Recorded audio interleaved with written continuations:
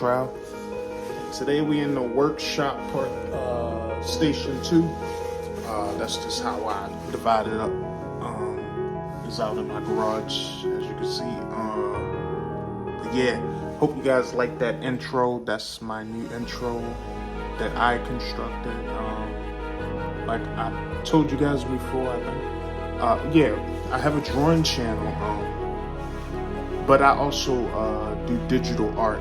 That's another part of my little business, or little hustle or whatever. But yeah, let's get into today's story. Pause. And we gotta light up. Trying to have a tradition on this channel, right? So where are we? A shout out to my wife. This is her good weed at her store, Curaleaf. Just representing. I purposely brought this out here to show you. She got cried up and stuff like that. But yeah, it was summertime. Frank is in the driver's seat. I'm in the passenger. His wife is in the back seat. We pull into Pemberton Manor apartment complex. The beginning of a terrible, terrible ordeal with my other child's mother. I'm not gonna say that BM word. I hate that fucking word. But yeah, we pull into the complex. Frank already knows. I'm not even gonna say my child mother's name. She don't get that respect. But I'm not gonna disrespect her for my daughter's sake, because she's gonna get older one day. I love you, Lexi. And you know I love you, baby. This is her friend. He said, Frank said, Terrence, don't fuck her. She is part of the clown posse, as I learned later down the line.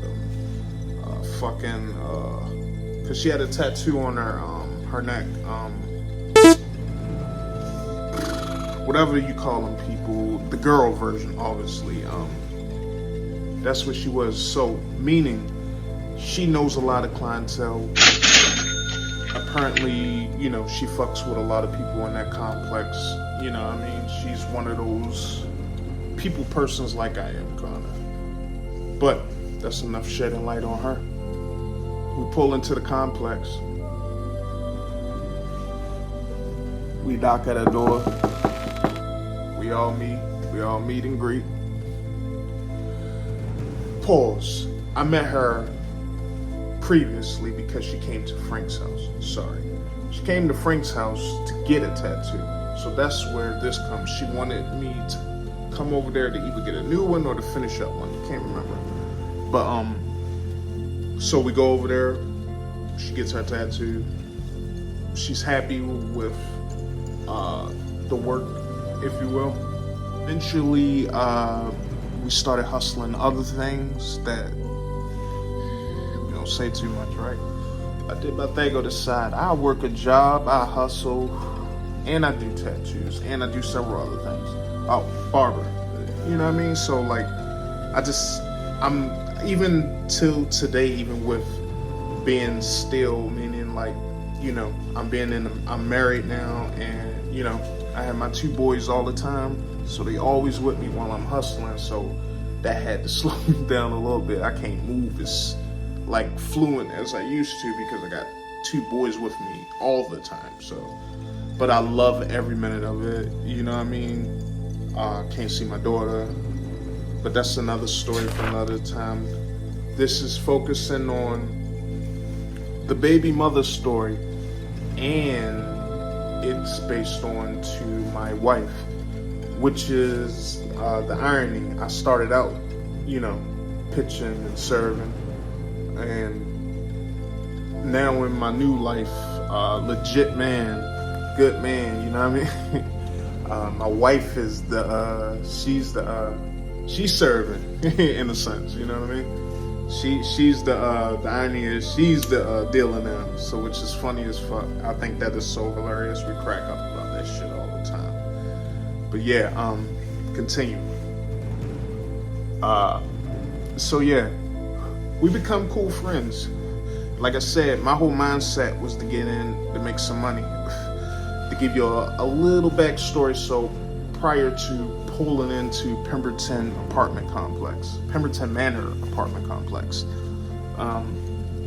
how I got down to Salisbury, Maryland, I was in some shits and beefs and all that, and you know, I didn't run like you know, I was scared. I ran because I was smart, because I woke up to some guns to me and my homeboy. That's how we talk in Baltimore.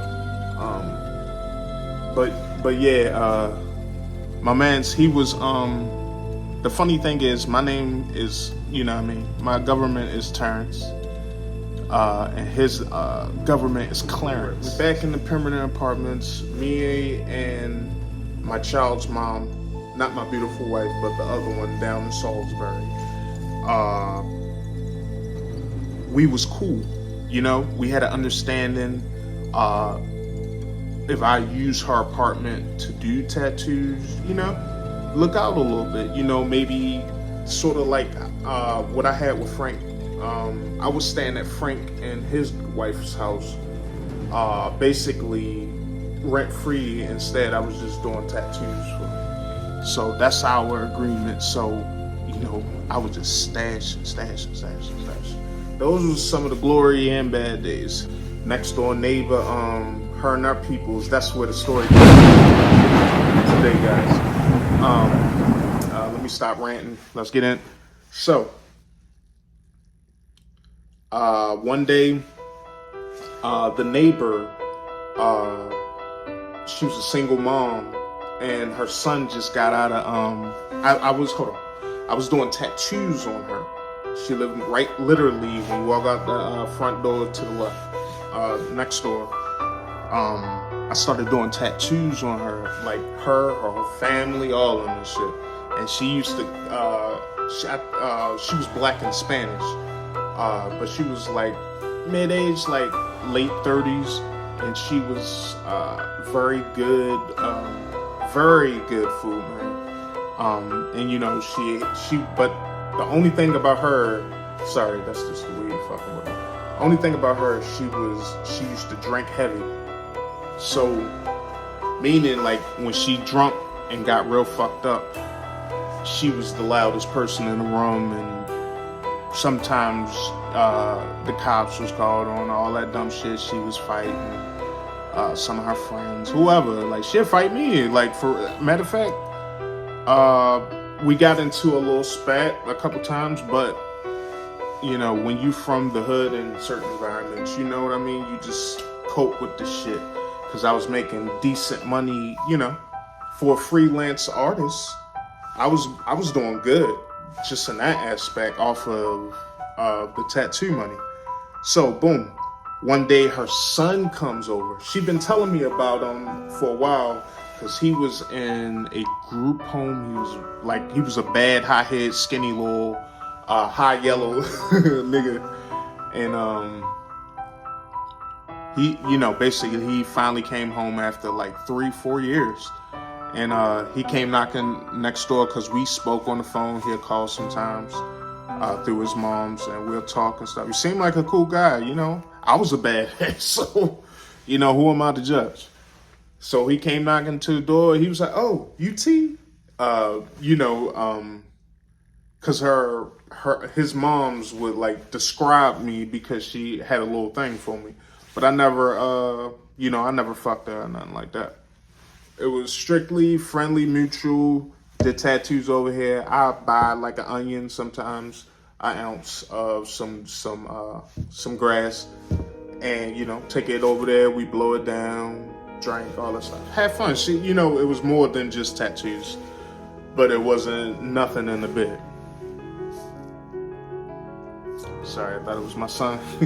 I can hear him from upstairs. His room is like diagonal. But yeah, So he came next door. We hit it all. He was cool. Finally meeting him in person. So, in fact, we keep it down. So he was a cool guy. So eventually, I don't even want to talk about this. I'm not gonna make a story about this. I'm just boom, boom. Me and my child's mom in Salisbury. We eventually moved from that bull's, friendship, and then we had Lexi. So once we had Lexi, blah, blah, blah, blah, more time, then boom, we at this stage where it's death claws. Like she a whole different person because of that clown posse. Once I start to get hip, because at first, like I said, I'm telling you where my mind is at. Like, it was never nothing like that. And that's not to say anything bad about it. It's just that wasn't my intention. But it happened, shit happened, life happened. We made my beautiful daughter. That's the only thing out of the situation that was beautiful or ended beautiful. So boom. Eventually we get so going against each other so much. She got me kicked out, and I went back to Frank's. They was on my side because they know the type of person I am. They know some of the stuff I've done, far as just being stupid, but they knew that I had a good heart at the same time. They seen how I was with my child. So they respected that. So that's why they had my back like that. Even though they was BDSM too. So that's another story too. But get back into it. So they had my back. So eventually down the line, I did the whole complex in Pemberton Manor, like tattooed everybody down there. And we had a little friendly competition that was across the way.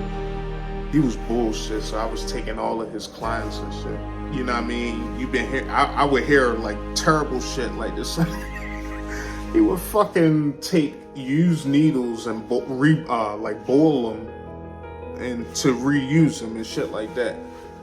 Now, if you have a professional setup and all that stuff, nah, he was a freelancer just like me, and he would just do trifling stuff. I would hear. So basically, the whole complex, about half of them that I had their phone number, and I talked to them once in a while. They would tell me stuff, because they knew they knew Lexi and shit. So, they would tell me stuff. So I would hear about the parties, and my child's mom be drinking with my child in the pack and play in the living room. So as soon as you walk in the door, the living room is to the left, kitchen's to the right, and the hallway's in the middle.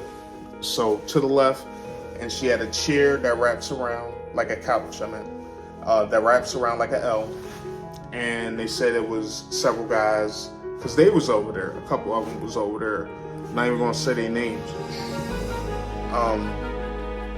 But yeah, they were sitting around, a couple people, and they said, she got really bent out of shape. My child's mom, drinking, throwing up everywhere. And my daughter's right there watching all this shit go down. I'm not trying to judge, because at the same time, I did a lot of dumb shit in my life. But I'd never bring that type of shit to my kids, you know what I mean? Or my kid at that time. Kids. And little stuff like that. I don't care who she sleeps with, but at the same time, you gotta have, because I know she's gonna have men around my children, because that's the type of person she is. And that's cool if you have a guy that you trust in your house, because you got kids, and you got my kid especially. So I don't want that happening. But I'll never tell you who to date or what to do because that's not my job. My job is to take care of my child, point blank. So One day I go to pick up my daughter, and nobody answers. And then eventually her mom's answers, and she didn't open the door. She like, who is it? She could see who it is as a peephole. So I was like, it's me. What you talking about? Such and such is not here. My child's mom. Well, is my daughter there? Yeah, she's right here. So open the, I didn't say open the fucking door, but that's what I'm saying in my head. So open the fucking door. Why is you, like, what's the purpose of this? And she was like, no. Open, like, what are you talking about now? It's me. Like, what are you talking about? No. Like, this, she's saying this shit through the door. She won't even give me the respect. And it ain't like she never met me. I knew her the whole time because she had come through there like while I'm tattooing and shit like that. And that's her kid, her grandkid. So, I'm going to have interactions with her. So, she didn't open the door. So, this is literally, and not to say it's a bad thing, guys, for all you people, regular average Joes that don't, not into criminal shit. It's nothing wrong with calling the cops, but that was literally my first time in my life of living calling the cops. So, the first time I ever pushed 911 into a phone. I just think it's hilarious for me. But, yeah. So, I called the cops just for my daughter. They pull up. Now, you guys ready? What you think they're gonna say? You cannot go in there and get your daughter. You have to go to court to get a judge basically saying that there's nothing in court, saying that you can't see your child. And which in Maryland, when you both have a child and you sign that paper recognizing that you're the father, and it ain't like we went to court and the judge said this is when you can have your child. No, we never had none of that. So we was 50-50 equal to having authority over our child. So because I wasn't around when she got arrested, my child's mom, her mother was around, so they gave my child to her. But we're in the same state. But whatever. I can't even get my child yet. Or, if she say, okay, Terrence, I'm allowing you access of coming in here and seeing your child. I didn't know all this. I never been through none of this shit. This is my first child. So, that shit fucking crazy. That shit pissed me off. So eventually she opened the door. So once she did that, she granted access. So I had to go through all that just to get my daughter. It ain't like I was like FUB or trying to cause her harm or nothing. I'm not the type of guy, like I wouldn't sit there and do that to nobody's mother and shit. You know what I'm saying? So I get my child and it's a guy in it. This is going really into that. I don't even want to. Alright, so boom. That's enough right there. So we're going to skip to the next part. So she's locked up. Need some water. Pause.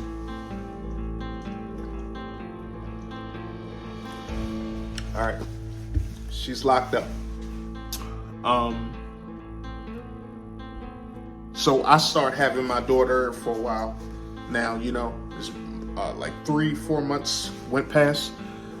So before that, of course, she got arrested because her and that young light-skinned dude I was talking about, skinny light-skinned dude that was next door, high yellow nigga,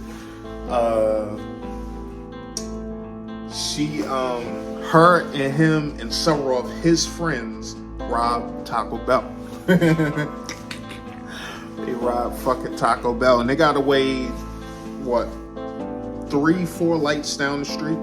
right across from whatever that bank name is for Salisbury, Maryland. But yeah, they got down the street. They got caught. It was broad day, and I tell you, at least they was driving a gray van, broad daylight, and it was an inside job. The skinny dude knew the guy at the cash register, and several other people. I don't know if he worked there or not. I don't know the whole backstory with that, so I'm not gonna make up some bullshit to say. So, boom. You get caught, like, you didn't even make it home to even, like, smell the money or stash the money, you know what I mean? Because I'm sure she never had that type of money in her life, or even touched something like that. But that's past the point. They get caught a couple lights down the street. She get out several months later, because I don't know all details with everything that happened with the robbery. This is, you know what I mean? I learned from people just telling me bits and pieces of what happened, but I ain't give a fuck. I wanted my daughter away from that situation, hearing all these stories, and I couldn't even get my child and stuff like that. Because prior to me going to the door with the situation where my child's mother's mother, she wasn't letting me see my child frequently. Sometimes it'd be like 2 months, then I could see it. A couple of months, then I could see it. And at that time, it's like, I'm new to all this. I'm in a different space. I'm not in Bmore or New York.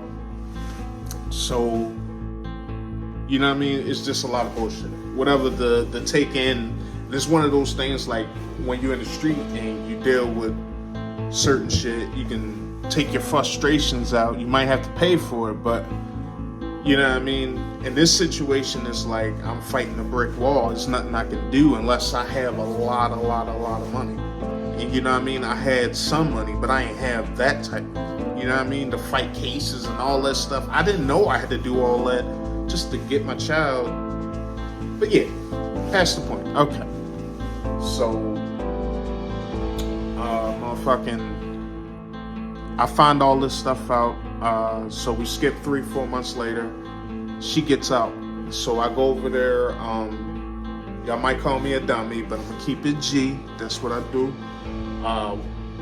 I eventually, over those 3-4 months, her mother, my child's mother's mother, apologized and all this stuff, and I would let her watch her because I had to get a job for the courts. That's a lot of talking. I don't want to talk about all that. But yeah, eventually I had to get they wanted a W-2. And they wanted me to work at a certain amount of time to show the courts that I'm the father that I'm supposed to be for this child, when I don't have nothing in court saying, you don't have 100%. I had 100% at that time because her mother's in jail. But fast forward, one day I go over there, I let her watch Lexi for about an hour, and I go to pick her up. We have the same, it ain't even fucking funny, we had the same position again. She's screaming through the door like, who is it? Same old. I swear to God, I can't make this shit up. And fucking my child's mom came to the door, because we're speaking through the door, and she was like, Terrence, you're not getting Lexi, so you can go the fuck home. And I'm taken back, because I'm like, what the fuck? How the fuck is she in there with my child right now? And then she's denying me to get it. And so we go through the process again. 911. It ain't nothing you can do, brother. Unless you tell her where you're taking your child and all these different stipulations. It's like crazy. Like, I didn't know what the fuck I was doing. So But I found out different stuff later, as, you learn from shit and learn and do your research and talk to people, lawyers, all that stuff, blah, blah, blah. So, she said, I'm not getting my child, and the cops came and they said, yeah, basically I gotta go to all this BS. So, boom. That's to show you right there, the system is so fucked up. And also what I'm trying to get at is, there are decent fathers out there, you know what I'm saying? That's trying to be there for their child. That's all it's about. It's the little person, the son or daughter. That's all it's about. It's not about her feelings, my feelings, to nothing. It's all about my beautiful daughter. And that goes to show you and you know what I'm saying? Even the decent fathers fuck up. Everybody fucks up. We all human. But you shouldn't hold anything against me from me seeing my child. And she was doing that because, you know what I mean? My wife got my head on straight. She helped me out as far as getting my head on straight, dealing with all of my demons and fighting all of my struggles. Shit like that got me on the right track of doing what I'm supposed to do right now. You know what I mean? So it goes to show you there's a lot of fathers out there that's half decent. Trying to do what they want do what they supposed to do for their child. You got crazy ass women like this who's preventing that, and the law is on their side. And then, not to mention, she just got out of jail. And that's another subject, because you had to snitch. 3-4 months down the road, you get out, and you have your kids. The system is fucking fucked up, man. That's just, I mean, I got so many stories I can talk about that, because my brother, he has, he had his situations and shit like that, and, just me being present there through a lot of shit, that's how I can speak on it, you know what I mean? Like, I'm not just pulling this shit out my ass, man. This shit is just fucking crazy. She snitched, but yeah, I got a whole nother chapter with that and shit.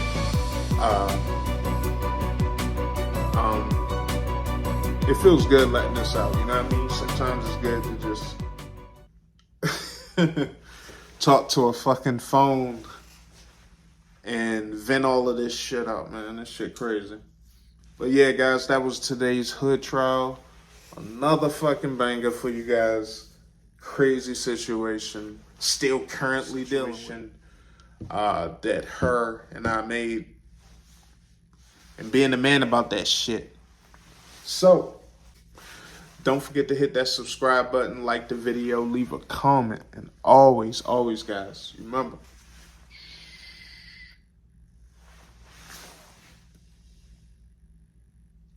it's all right.